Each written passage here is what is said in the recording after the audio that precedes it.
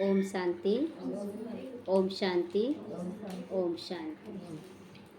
आज बाबा कह रहे हैं, मीठे बच्चे, देही अभिमानी बनने की बार बार प्रैक्टिस करो। देही अभिमानी मैं फरिश्ता हूँ, प्रकाश का शरीर हूँ, मैं शरीर, ये शरीर नहीं हूँ।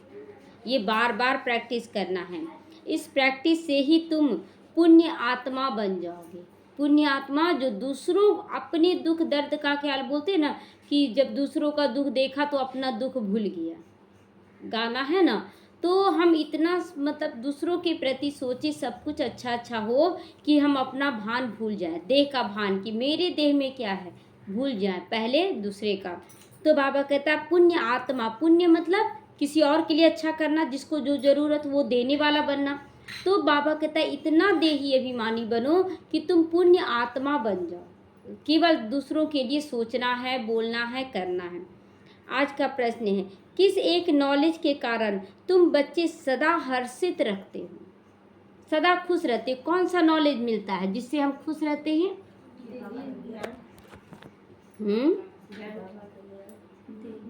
तुम्हें नॉलेज मिली है, हाँ, कि यह नाटक बड़ा वंडरफुल बना हुआ है। इसमें हर एक का एक्टर का अविनाशी पार्ट नूंधा हुआ है, सबका पार्ट नूंधा हुआ है। मतलब कौन कब अच्छा होगा, कौन कब बुरा करेगा, ये सारा कुछ नूंधा हुआ है। हमें नहीं सोचना है वो कब बदलेगा, वो कब, हमारी भावना केवल जाती रहे सबके प्रति। तो ये ज्ञान हम लोगों को मिला। सब अपना अपना एक्यूरेट पार्ट बजा रहे हैं, सब अपना एक्यूरेट पार्ट बजा रहे हैं, कोई कम या ज़्यादा नहीं। कब बारिश होना है, कब कैसे धूप उगना है, ये सब कुछ पहले से फिक्स है। तो इस कारण तुम सदा खुश रहते हो। मेरा रोल बहुत कल्याणकारी, बस अपने ऊपर अटेंशन देना, मुझे सबके साथ अच्छे से अच्छा करना है। आज दूसरा प्रश्न है, कौन सा एक हुनर बाप के पास ही है, दूसरों के पास नहीं है? कौन सा हुनर जो बाप के पास है, दूसरों के पास नहीं है? उत्तर है देही अभिमानी बनाने का हुनर। क्योंकि यहाँ पर तो जितनी भी आत्माएं हैं सब देह अभिमान में आ गए, तो किसी में आत्मा का ज्ञान नहीं था। तो देही अभिमानी कौन बनाए? एक बाप बनाता है। तो इसलिए ये हुनर केवल बाप के पास है, तो वो सुप्रीम है। यह हुनर किसी भी मनुष्य में आ ही नहीं सकता है, किसी में नहीं आ सकता। क्यों नहीं आ सकता है मनुष्यों में? क्योंकि वो जन्म मरण में आते आते खुद को ही भूल गए, तो वो दूसरों को कैसे बनाएंगे? ओम शांति। रूहानी बच्चों अर्थात आत्माओं के प्रति बाप बैठ समझाते हैं। अपने को आत्मा तो समझना है ना। बाप ने बच्चों को समझाया है कि पहले पहले बार बार ये प्रैक्टिस करो, मैं आत्मा हूँ ना कि शरीर हूँ। देह भान एकदम निकल जाए, इतना हम आत्मिक स्थिति में आ जाए, तो अपने को आत्मा समझेंगे, तब ही परमपिता परमात्मा याद आएगा, नहीं तो देहधारी याद आएगा। हम आत्मा नहीं समझेंगे ना, तो परमात्मा याद नहीं आएगा। और परमात्मा को याद नहीं करेंगे तो पाप भस्म नहीं होंगे, पाप भस्म नहीं होंगे तो फिर कोई ना कोई कर्म भोग आता रहेगा। तो परमात्मा को याद करने का मतलब केवल राम राम राम राम जपना यहाँ नहीं है। यहाँ पर आत्मिक स्थिति को बढ़ाना ही परमात्मा को याद करना है। जितना हम आत्मिक स्थिति में हर एक को आत्मा देखें, सबको आत्मा देखें, तो यह प्रैक्टिस होनी चाहिए कि मैं आत्मा हूँ। तो फिर रूहानी बाप की याद ठहर जाएगी। बाप ये शिक्षा देते हैं कि अपने को देह नहीं समझो। बार बार रोज रोज यही चेतावनी बाबा दे रहा है, और अचानक फिर पेपर बढ़ जाता है तो बोलते बाबा बाबा तो कह रहे थे, क्यों आ रहा पेपर? क्योंकि देह अभिमान खत्म नहीं हो रहा। किसी ना किसी आत्मा के प्रति हमारा नेगेटिव ऊर्जा चल जाता है, देह अभिमान आ जाता है। तो बाबा कहता है एक भी संकल्प आपका देह अभिमान में आया, एक भी संकल्प, तो क्या होगा? वो जहर का बूंद चला गया, और वो जहर का बूंद पद्मा गुना होकर हमें मिलता है। इसलिए एक भी संकल्प देह अभिमान के अनुसार नहीं। तो अपने को आत्मा समझकर बाप को याद करो। आधा कल्प तुमने अपने को देह समझा ना, इसलिए बार बार, मतलब कुत्ता, अगर किसी कुत्ते को पालते हैं हम लोग, पिल्ले को, उसको जिस घर में रहने का आदत होता है तो उसको दूर भी छोड़ने जाइए ना तो वो सूंघते सूंघते घर पहुंच जाता है, फिर उसको पहुंचाते, फिर वो पहुंच जाता है। वही चीज़ है यहाँ। कि हम 63 जन्म से इस विकार में रहे हैं, देह अभिमान में, तो वो घूम फिर के आ जाता है, सुगंध लेता है। कौन सा सुगंध? हम देह भान में लेते हैं कोई भी संकल्प। तो तुम आत्मा हो, मैं भी आत्मा हूँ, यही स्मृति रखो। तुम भी आत्मा, मैं भी आत्मा। तो फिर कैसा व्यवहार होना चाहिए? बहुत मीठा व्यवहार होना चाहिए, एकदम सच्चाई, सफाई, सादगी, ये सब कुछ होना चाहिए। तो परंतु सुप्रीम तो मैं हूँ आत्मा, तो मेरे को कोई देह याद पड़ता ही नहीं। बाबा को कोई देह याद नहीं पड़ता। क्यों? उनका देह है ही नहीं, उनका कोई देह है ही नहीं, क्यों याद करें?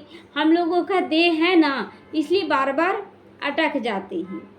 तो मैं हूँ ही आत्मा, तो मुझे ये याद नहीं पड़ता। यह दादा भी शरीरधारी है ना, तो वह बाप है निराकार। ये प्रजापिता ब्रह्मा तो साकारी है, साकारी हो गया। शिव बाबा का असली नाम है ही शिव, तो वह तो महिमा में अनेक नाम रख देते हैं। तो बाबा कहता है कि सुप्रीम आत्मा है, सिर्फ इस समय आकर इस शरीर में प्रवेश करता हूँ। बाबा अपना बात बता रहा है कि मैं केवल इसी समय प्रवेश करता हूँ, नहीं तो मैं आत्मा सदा ऊंचे से ऊंचा हूँ, यानी कि परम धाम में रहने वाला हूँ। केवल इस समय आते हैं बाबा। वह कभी देह अभिमान में आ ही नहीं सकता है। शिव बाबा कल भी बाबा बोला ना कि मैं टेम्प्रोरी आता हूँ, आया हूँ चला जाऊँगा। टेम्प्रोरी है, परमानेंट नहीं है। और हम लोग एक बार सतयुग में उतरेंगे, एक बार शरीर में, उसके बाद शरीर में लेते लेते जब तक कलयुग का अंत ना हो तब तक फिर आत्मा नहीं बन पाएंगे। तो इसीलिए बाबा कहता मैं तो सदा निराकार हूँ, उनको साकार है, वो है साकार। यह प्रैक्टिस करानी पड़ती है, उनको आकर ये प्रैक्टिस कराना पड़ता है। क्या? कि तुम एक आत्मा हो। कहते हैं तुम अपने को आत्मा समझो, मैं आत्मा हूँ, आत्मा हूँ, ये पाठ यहाँ पढ़कर बैठो।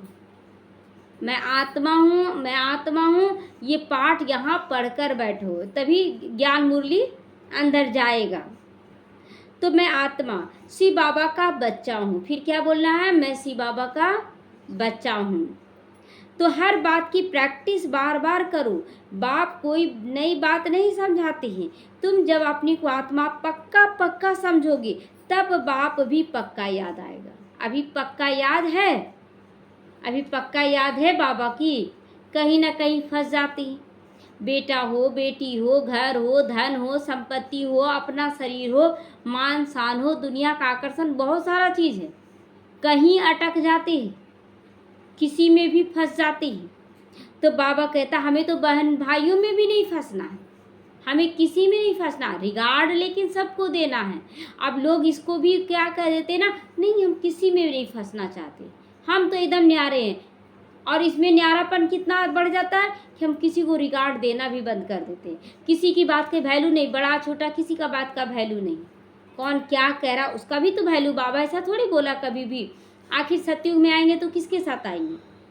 परिवार के साथ तो आएंगे ना।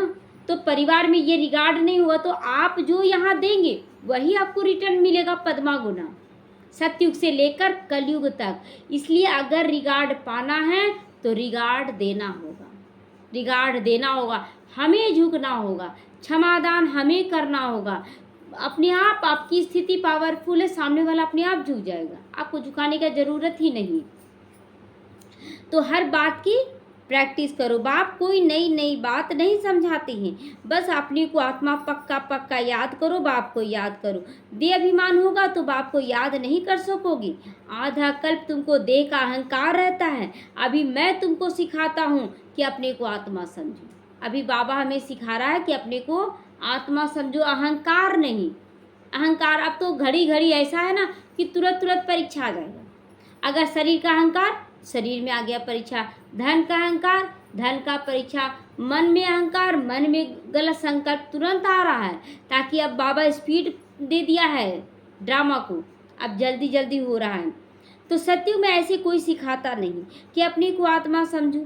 शरीर पर नाम वहाँ अलग पड़ जाता है, नहीं तो एक दो को बुलाएंगे कैसे? अब नाम रूप में तो नहीं फंसना है, लेकिन आखिर बुलाएंगे कैसे? नाम तो लेना पड़ेगा ना, तो नाम दिया जाता है। तो बाबा कहता है यहाँ तुमने बाप से जो वर्षा पाया वही प्रारब्ध वहाँ पाते हो। यहाँ बाप से क्या वर्षा पा रहे हैं? संस्कारों का पा रहे हैं। हम जो देंगे वही पद्मा गुना मिलेगा। आप सोच रहे हैं कि हम क्या दे रहे हैं, अपने आप को चेक करें कि हम क्या दे रहे हैं किसी भी आत्मा को, किसी भी आत्मा को, मतलब लौकिक हो, पारलौकिक हो या अलौकिक हो, तीनों तरह की आत्मा को हम जो देंगे वही पद्मा गुना मिलेगा। तो क्या क्या पाने की इच्छा है अपने अंदर चिंतन करें, क्या क्या पाने की इच्छा है, सब कुछ दे दे, सब कुछ देते चले जाए। अच्छा, बाबा के घर में आने से, बाबा का बनने के बाद कोई चीज़ का कमी हो रहा है, जो एक्यूरेट चल रहे हैं, रास्ता खुलता जाता है, रास्ता स्वतः ही खुल जाता है। एक समय होता है बहुत तरह की परीक्षाएं आती हैं, बहुत तरह से चेकिंग चलता है, देह अभिमान एकदम मिटाया जाता है, उसके बाद जो निखरता है वो निखरा रहता है। बोलते हैं ना कि सोना में भी गंदगी पड़ता है तो कैसे उसको साफ करते हैं, उसके बाद जब साफ हो जाता है तो उसका चमक ही अलग होता है, लेकिन उसके लिए उसको घिसना उछना पड़ता है। तो बाबा कहता वही प्रारब्ध वहाँ पाते, बाकी बुलाएंगे तो नाम से ना किसी को भी वहाँ जो नाम पड़ेगा। श्री कृष्ण भी शरीर का नाम है ना, सर नाम तो बगैर कारोबार चल ना सके। ऐसे नहीं कि वहाँ ये कहेंगे अपने को आत्मा समझो, ऐसे बोलेंगे वहाँ तो शरीर के नाम से ही ना चलेगा। कृष्ण की बोलते ना, कृष्ण राधे होगा, लक्ष्मी नारायण होगा, नाम होगा ना।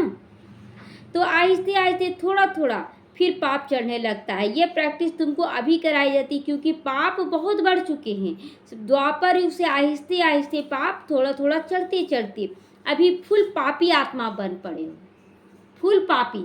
और इसीलिए बाबा कहता ना कि देखो बच्चे, इस जन्म में तुमको जो कुछ भी मिल रहा है वो तुम जो पुण्य करके आए हो, बाप को याद करे उसके हिसाब से मिल रहा है। अगर आप देह अभिमान में थोड़ा सा ज़्यादा कोशिश करेंगे ना कि ये मिल जाए, वो नहीं मिलेगा, क्योंकि मेरा भाग्य है ही नहीं मिलने का, वो तो बाबा की कृपा है मिल रही है। और हिसाब किताब इतना ज़्यादा कर्जा चढ़ा हुआ है कि वो कर्जा चुकतू ही करने में लगे हैं। तो इसीलिए कुछ इच्छा नहीं, बाबा इसीलिए बोलता है इच्छा नहीं रखना है। तो आधा कल्प के लिए तुम जो कुछ भी किया वो खलास भी होता होगा ना, जो भी अभी किए।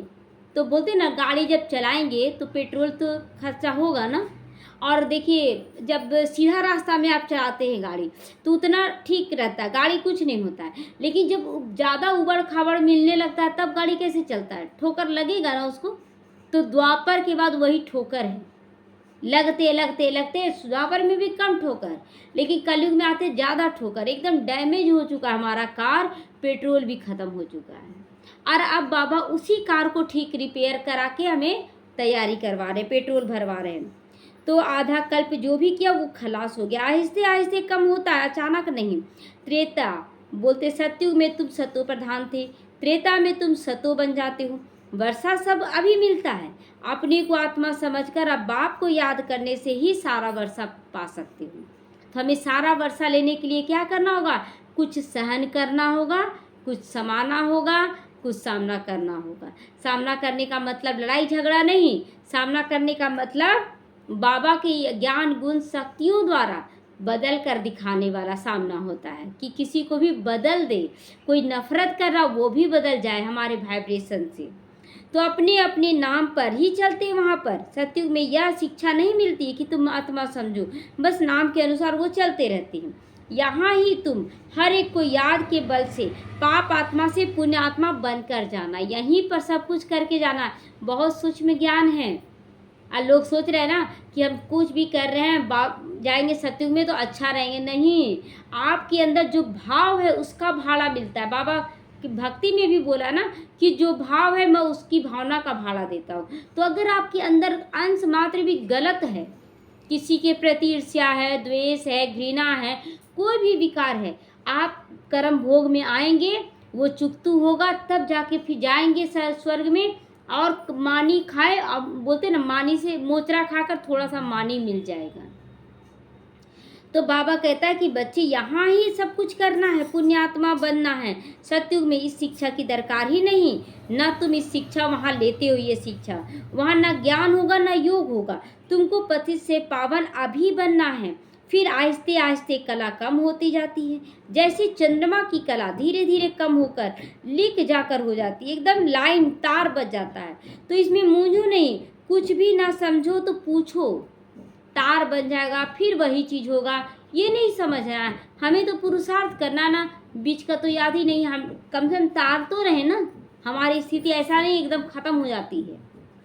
तो पहले पहले ये पक्का निश्चय करो कि हम आत्मा है, तुम्हारी आत्मा हो अभी सत्व प्रधान बनी है, तुम्हारी आत्मा ही अभी तमो प्रधान बनी है। तो पहले सत्व प्रधान थी, फिर दिन प्रतिदिन कला कम होती गई और हम तमो प्रधान बन जाते हैं। तो अभी निश्चय करो, पक्का करो मैं आत्मा हूँ। ये पक्का ना होने से तुम बाप को भूल जाते हो। कैसे भूल जाते? अगर किसी के प्रति घृणा आ गया, किसी से लड़ाई झगड़ा कर लिए, उस समय आत्मा का ज्ञान गुम हो जाता है। तो आत्म अभिमानी बनने से बाप याद आएगा तो वर्षा भी याद आएगा, वर्षा याद आएगा तो पवित्र भी बनोगे, पवित्रता में आएंगे। पवित्रता में आने से शुरुआत में जो बोलते थे कहीं किसी को दुख तो नहीं दिया जा रहा है, तो बहनों के द्वारा पता चला कि दुख नहीं बल्कि हम खुद भी निकाल रहे, दूसरी आत्माओं को निकालने का भी काम है ये, विकारों को छोड़ना। तो हर एक विकार सामने वाले के अंदर है अगर कोई चीज़, तो वो कमज़ोर है। अगर हमारे अंदर नहीं है तो हम मजबूत हैं, हम उसे भी निकालने का सकाश दें। तो भगवान यहाँ पढ़ाते हैं दैवी गुण यहाँ धारण करना, देने का संस्कार यहाँ धारण करना है। तो यह पक्का होने से तुम फिर बाप को नहीं भूलते हो। तो पहली मूल बात क्या है? आत्माभिमानी बनने से बाप याद आएगा तो वर्षा भी याद आएगा, वर्षा याद रहेगा तो पवित्र बनोगे, दैवी गुण भी याद आता रहेगा। एम ऑब्जेक्ट तो सामने है ना। एम ऑब्जेक्ट क्या है हमारा? लक्ष्मी नारायण बनना। तो लक्ष्मी नारायण बनने के लिए पुरुषार्थ करना, दैवी गुण जरूर धारण करना, देने का संस्कार, बस देना है, मुझे देना है, लेने का अंश मात्र भी कहीं नहीं। और जैसे बोलते हैं ना यहाँ दे रहे हैं फिर कहीं बात ना करे, कहीं हमको निकाल दे। अरे निकाल दे, निकाल दे। हम क्या कर रहे हैं? अभी बाबा के यज्ञ में कर रहे हैं, तो हम देते जाएं, देते जाएं। हम बाबा के यज्ञ में करें यहाँ नहीं तो कहीं और। बाबा बहुत अच्छे से लेके चलाता है, बल्कि सीढ़ी ऊपर उठाता है, नीचे नहीं गिरने देगा बाबा। तो कोई भी हुनर जानता ही नहीं। बाबा कहता है कि देही अभिमानी भी वही बन सकता है, और कोई भी यह हुनर जानता नहीं। जो भगवान पढ़ाते हैं तो भगवान ही हमें देही अभिमानी बनाता है, दुनिया वाला नहीं बनाता। ये हुनर उनमें है, एक बाप ही सिखाते हैं। यह दादा भी पुरुषार्थ करता है, बाप तो कभी दे लेता ही नहीं, अपना दे नहीं लेता है। जो उनको देही अभिमानी बनने का पुरुषार्थ करना पड़े, हम लोगों को करना पड़ रहा है, इसलिए हम लोग देही अभिमानी नहीं बना सकते हैं। तो बनाने का उनको पुरुषार्थ कराना पड़े, तो वह सिर्फ इस समय आते हैं बाबा, तुमको देही अभिमानी बनाते। यह कहावत है, जिसके माथे मामला उसे नींद, वह नींद कैसे करे। जिसके आज का मुहावरा क्या आया? कल का मुहावरा याद है? अपनी घोट तो नशा चढ़े, है ना। तो ये सब कल भी मुहावरा 2-3 आया, आज भी मुहावरा आ रहा है कि जिसके माथे मामला, मतलब जिसके ऊपर, जैसे ब्रह्मा बाबा के ऊपर बहुत सारा जिम्मेवारी रहता है था, तो वो कितना मतलब इधर उधर का तो बात चलाएंगे ना, उसके साथ ऐसा हुआ, उससे बात करना, उसको सकाश देना, ये सब चलता है। तो वो नींद कैसे करे? बहुत धंधा आदि टू मच होता है किसी का, तो उनको फुर्सत नहीं मिलती है। जिनको फुर्सत है वो आते हैं बाबा के सामने पुरुषार्थ करने। तो फुर्सत है सबको, जिसको फुर्सत है वो बाबा के पास आते हैं, जिसको फुर्सत नहीं वो टू मच घुसते चले जाते हैं। तो बाबा कहता है वो पुरुषार्थ करे। कोई नए भी आते हैं, समझते नॉलेज तो बड़ी अच्छी है, गीता में भी यह अक्षर है ना, गीता में भी यह अक्षर है, मुझ बाप को याद करो तुम्हारे विक्रम विनाश हो जाएंगे। उसमें भी लिखा हुआ है कि विनाश हो जाएगा। तो बाप ये समझाते हैं कि बाप कोई को दोष नहीं देते हैं, यह तो जानते हैं कि तुमको पावन से पतित बनना है। वो तो जानते हैं कि बच्चे हो ही गए क्योंकि युग का प्रभाव है। तो यह तो जानते हैं कि तुमको पतित से पावन बनना, और हमको आकर पतित से पावन बनाना है। बाबा को याद रहता है कि मुझे पतित से पावन बनाना है, हमें याद रहता है कि मुझे पतित से पावन बनना है। तो इसमें कोई की निंदा की बात नहीं, ये बना बनाया ड्रामा है। तुम बच्चे अभी ज्ञान को अच्छी रीति से जानते हो, यह कोई भी ईश्वर को नहीं जानता, इसीलिए निधन के नास्तिक कहलाए जाते हैं। बाबा कहता बाहर वाले नहीं जानते हैं बाप कौन है, उनका ऑक्यूपेशन काम क्या है, लेकिन हम लोग तो सब कुछ जान रहे हैं। अब जानते हुए भी गलती करें तो महापाप। अगर जानते हुए भी गलती करे तो वो महापाप होता है। तो इसीलिए हम लोगों को जानकर नास्तिक नहीं आस्तिक बनना है। तो अभी तुम बाप के बच्चों को कितना समझदार बाबा बनाते हैं, टीचर के रूप में शिक्षा देते हैं, कैसे यह सृष्टि का चक्र चलता है ये भी शिक्षा तुमको अभी मिलता है और तुम अपने आप को सुधारते चले जा रहे हो। सुधर रहे हैं ना हम सब बच्चे। तो भारत जो शिवालय था सो वैश्यालय बन गया। इसमें ग्लानि की बात नहीं हो रही है, बाबा बता रहा है ये खेल है जो बाप समझाते। तुम देवता से असुर कैसे बने, ऐसे नहीं कहते क्यों बने। बाबा ये नहीं बोलता क्यों बन गए, बाबा कहता ड्रामा बनने का था, सुबह उठने का है, रात को सोने का है, ये ड्रामा है। तो बाबा ये नहीं बोलता क्यों, लेकिन सुबह हो गया अब उठो, रात पूरा हो गया अब उठो, यही बाबा कह रहा है। क्यों नहीं उठ, क्यों सोए रह गए, क्यों तुम रात को सोए, ये क्वेश्चन कोई नहीं करेगा। चलो ठीक है रात को सोए, अब सुबह जल्दी उठ जाओ। तो बाबा ये सारा ज्ञान बाबा हमें देता है। तो बाप आए हैं बच्चों को अपना परिचय देने और सृष्टि चक्र कैसे फिरता है यह नॉलेज देते हैं। मनुष्य ही जानेंगे ना ये सारी बातें, अभी तुम जानकर फिर देवता बनते हो। यह पढ़ाई है मनुष्य से देवता बनने की, जो बाप ही आकर हमें पढ़ाते हैं। कोई दूसरा साकारी कोई मनुष्य नहीं पढ़ा सकता ये ज्ञान। ये ज्ञान तो निराकार बाबा ही पढ़ाते हैं। देवता तो इस सृष्टि पर आ नहीं सकते हैं जो टीचर बनकर पढ़ाएं। कोई देवता नहीं आ सकते, बोलते ना कि पतित भूमि पर देवताओं के पांव नहीं पड़ते हैं, तो कैसे आ जाएंगे देवी देवता नहीं आ सकती हैं। तो देवता इस सृष्टि पे नहीं आ सकते। पढ़ाने वाला तो बाप देखो कितना निरहंकारी, कैसे पढ़ाने आते हैं। गायन भी है ना, परम पिता परमात्मा कोई रथ लेते हैं, यह पूरा नहीं लिखते कि कौन सा रथ लेते। बोलते ना यदा यदा ही धर्म से धर्मो ग्लानिर्भवते भारते, जब जब धर्म की अति ग्लानि होती है तो मुझे आना पड़ता है। तो वो निराकार है, यानी कि किसी रथ पर आएगा, यानी कोई शरीर रूपी रथ पर आएगा। तो ये राज कोई भी नहीं समझते, त्रिमूर्ति का राज कोई नहीं समझते। परम पिता परमात्मा आकर ये सारा राज हमें क्लियर करता है, बताता है। अहंकार की बात नहीं है बाबा, ये नहीं कि अहंकार दिखा रहा है कि हम ही समझा रहे हैं, ये अहंकार उनमें नहीं है। तो ये अहंकार जैसे कि हम लोग भी बहुत अच्छे से सेवा करने लगते, तो अहंकार नहीं, ये किसका दिया हुआ प्रसाद है, बाप का। तो प्रसाद है तो बांट रहे हैं, लेकिन अपना तो नहीं है। अपना रहता तो दुखी क्यों होते, ये सोचने की बात है। तो यह समझ की बात है। यह तो बाप के महावाक्य है, सभी आत्माओं का एक बाप है, इसको दादा कहा जाता है। यह भाग्यशाली रथ है, ये भाग्यशाली रथ है जिसके तन पर बाबा आते हैं। तो नाम भी ब्रह्मा रखा है, क्योंकि ब्राह्मण तो चाहिए ना। आदि देव प्रजा पिता ब्रह्मा, प्रजा का पिता है वो। अब प्रजा कौन सी है, तो प्रजा पिता ब्रह्मा शरीरधारी हैं, तो एडॉप्ट किसको करेंगे, देहधारियों को एडॉप्ट करेंगे। तो प्रजा का वो पिता है, प्रजा पिता ब्रह्मा शरीर है, तो एडॉप्ट किया। बच्चों को शिव बाबा समझाते, मैं एडॉप्ट नहीं करता हूँ, तुम सब आत्माएं तो सदैव मेरे ही बच्चे हो, बाबा के ही आत्मा बच्चे हैं। तो आप परमात्मा आत्मा को एडॉप्ट नहीं करते हैं, परमात्मा ब्रह्मा के द्वारा एडॉप्ट करते हैं कि मतलब पहले पहचानो, तुम भूल गए, लेकिन आत्मा रूप में तो सब बच्चे हैं बाबा के। तो मैं एडॉप्ट नहीं करता, तुम सब आत्मा तो सदैव मेरे ही बच्चे हो, मैं तुमको बनाता नहीं हूँ, मैं तो तुम आत्माओं का अनादि बाप हूँ। बाप कितना अच्छी रीति समझा रहे हैं। तो फिर बाबा कहता है कि कितनी अच्छी रीति समझाते हैं बाबा, तो हमें क्या करना है, उसे धारण करना है।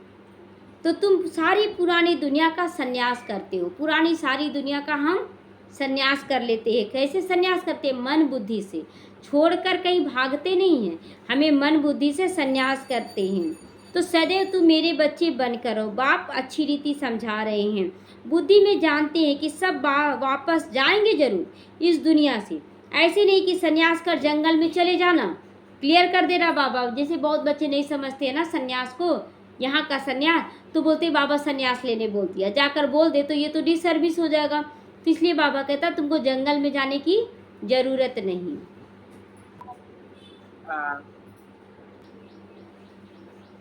तो बाबा कहता ऐसा नहीं कि जंगल में तुम्हें चले जाना है, संन्यास करने के लिए, नहीं, घर पर ही रहकर संन्यास करना। इसीलिए कोई भी चीज़ याद ना करे सिवाय एक बाप के। 60 वर्ष की आयु हुई तो फिर वाणी से परे वानप्रस्थ में जाने का पुरुषार्थ करना चाहिए। यह वानप्रस्थ की ही अवस्था है अभी की, ये वानप्रस्थ की ही अवस्था है अभी की। ये कलयुग का अंत चल रहा, तो इस समय हर उम्र के बच्चे, चाहे वो दे वे किसी भी उम्र को, सभी की वानप्रस्थ अवस्था है।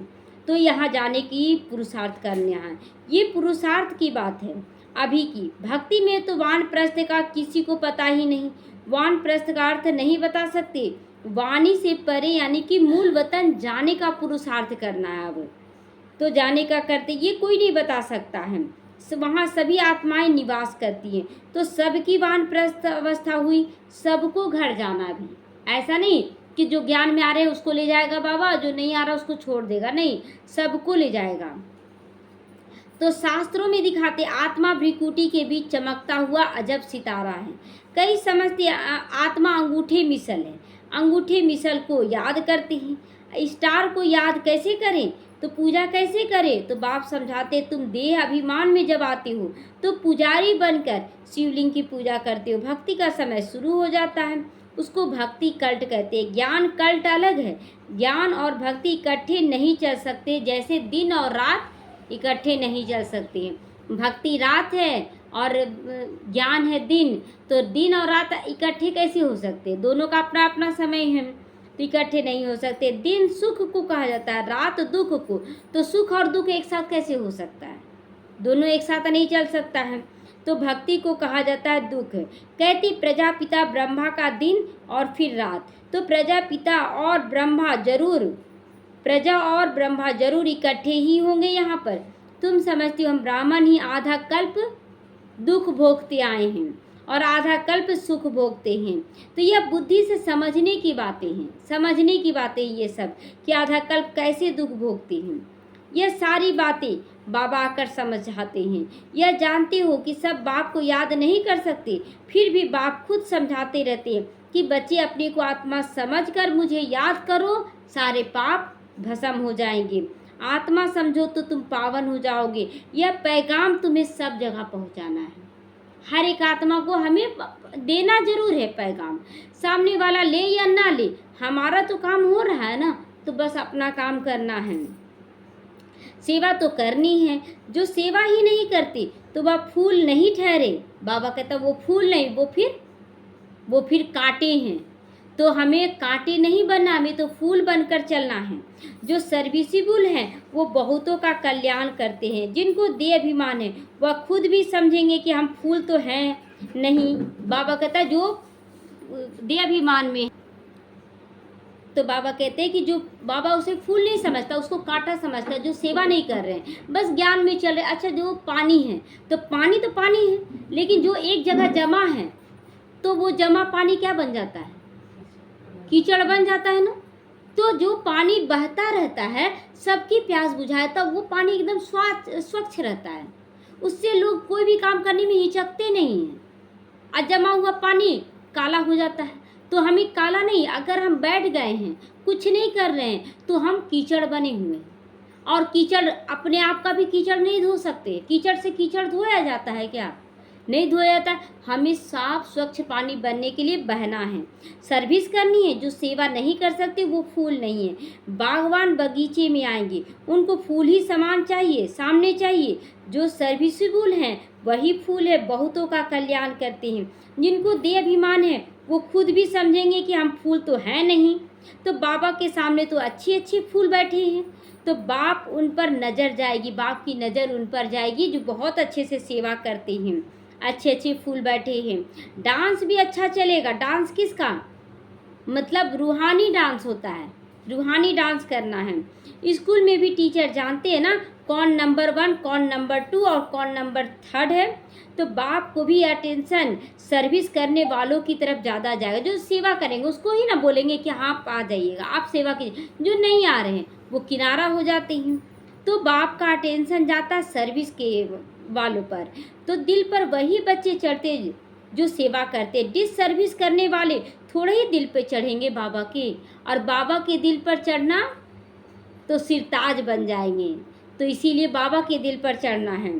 तो डिससर्विस करने वाले दिल पर नहीं चढ़ते। तो बाप पहली पहली मुख्य बात समझाते हैं, अपने को आत्मा समझने का निश्चय पक्का करो, तभी बाप की याद ठहरेगी। देह अभिमान होगा तो बाप की याद नहीं ठहरेगी। लौकिक संबंधी एक तरफ, धंधाधोरी भी एक तरफ, लेकिन देही अभिमानी होने से बाप की याद आएगी। सब कुछ एक तरफ, 24 घंटा में हमें कुछ घंटे बाबा की याद में जरूर देना है, बाप की सेवा में जरूर देना है। तो देही अभिमानी होने से पारलौकिक बाप याद आएगा। तो बाप को तो बहुत प्यार से याद करना चाहिए, अपने को आत्मा समझना चाहिए, इसमें मेहनत करनी है, एकांत चाहिए। शुरुआत में जब ब्रह्मा बाबा के समय था ना, 7 दिन का कोर्स जब होता था, तो उस समय मोबाइल तो रहता ही नहीं था, किसी से मिलने नहीं दिया जाता था। 7 दिन एकदम भट्टी में बिठाया जाता था कि किसी को याद ना करो, किसी को भी याद ना करो। ये भट्टी था उस समय, इतना कड़ा रूल था। अब तो नहीं है, अभी तो कोर्स करते करते भी कभी मोबाइल से फ़ोन आ रहा है, कभी बोलते आज नहीं कल करेंगे, ऐसी स्थिति हो जाती है। तो 7 रोज की भट्टी का कोर्स बहुत कड़ा था उस समय। कोई को भी याद नहीं करना है, किसी को पत्र आदि भी नहीं लिखना है। यहाँ तो सबको रख नहीं सकते हैं, इसीलिए कहा जाता है घर में रहकर फिर प्रैक्टिस करो। भक्त लोग भी भक्ति के लिए अलग कोठी बनाते हैं ना, अलग एक मंदिर बनाते हैं। तो बाबा कहते हैं कि अंदर कोठी में बैठ माला सिमरते रहो। अंदर कोठी कौन सा? अपने अंतर मन में उसको कोठी बना लेना है, और अंतर में बाबा का ज्ञान सिमरना। बाबा बाबा नहीं यहाँ सिमरना, वो तो भक्ति मार्ग का बाबा बाबा।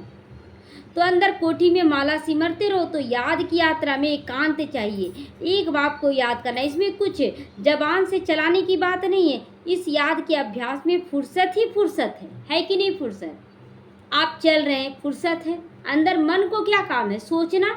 तो सोचना भी क्या है? वो बाबा दे रहा है।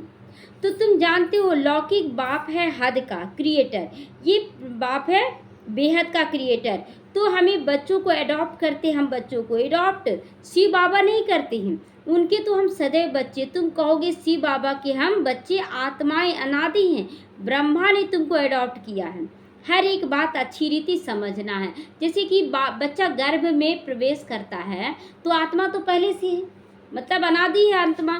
लेकिन जब गर्भ में प्रवेश करती है, जो जिस माता के गर्भ में जिस पिता का बनती है, तो उस माता पिता का वो बच्चा बनता है। लेकिन ऐसा थोड़ी है कि वो शरीर छोड़ देगा तो वो आत्मा खत्म हो जाती है, उसका बच्चा का रोल खत्म हो जाता है। तो उसी तरह बाबा कहता तुमको अडॉप्ट कौन कर रहा? ब्रह्मा माँ कर रही है, मेरे तो तुम सदैव ही बच्चे हो। तो बाप रोज रोज बच्चों को बहुत अच्छी रीति समझाते हैं, ये सब समझने की बातें। कहते बाबा याद नहीं रहता, बाप कहते इसमें थोड़ा समय निकालो आत्माभिमानी बनने का। कोई कोई ऐसे होते जो बिल्कुल समय नहीं दे सकते हैं, तो बुद्धि से काम करना है। फिर याद की यात्रा कैसे होगी अगर टाइम नहीं दोगे? तो बाप समझाते मूल बात यही, आत्मा समझो। अगर आपका बिजनेस है, आपका है, उतनी देर तक ग्राहक भी बैठा रहता है और वो ग्राहक कहीं नहीं जाएगा, वो ड्रामा फिक्स है कि वो आपसे ही लेगा। वो चला जाएगा, कोई ना कोई काम पड़ गया, अच्छा दूसरे दिन ले लेंगे। उसका संकल्प बोलेगा कि अभी मत लो, छोड़ दो, कल ले लेंगे उसी से। ऐसा होता है। तो ये सब अनुभव करने की बात है। कहते बाबा याद नहीं रहता, कोई कोई ऐसे जो बिल्कुल समय नहीं देते। तो मूल बात है अपने को आत्मा समझकर बाप को याद करो। मैं शिव बाबा का बच्चा हूँ, मैं आत्मा हूँ, तो पावन बन जाओगे। यही मन मना भाव है। कल बाबा मन मना भाव को क्या बोला? होलसेल याद, होलसेल ज्ञान है। तो बाबा कहते इसमें मेहनत चाहिए, लेकिन आशीर्वाद की बात नहीं है। पढ़ाई है, इसमें कृपा या आशीर्वाद नहीं मांगना, बाबा ठीक कर दो, बाबा ठीक कर दो।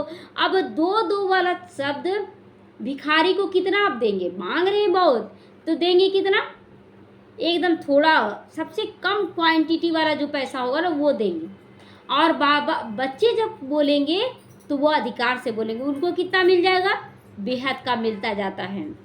तो यह है कृपा। बाबा कहता है ये अधिकार है। मैं कभी तुम्हारे ऊपर हाथ भी नहीं रखता हूँ। रखते हैं बाबा? कभी हाथ रखने का अलाउ नहीं दे रहे हैं बाबा अब, कि हाथ नहीं रखना है। मैं रखता हूँ क्या?